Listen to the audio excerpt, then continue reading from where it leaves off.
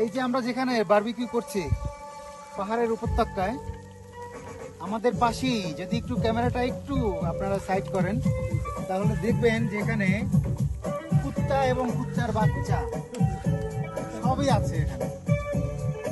তো কুত্তার বাচ্চা হয়েছে অনেকগুলো।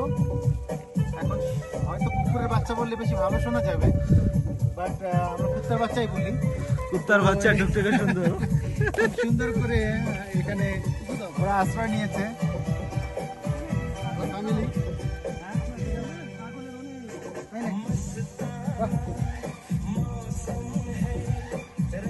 হবে নিজ দের কতগুলো আছে, অনেকগুলো কুত্তার বাচ্চা।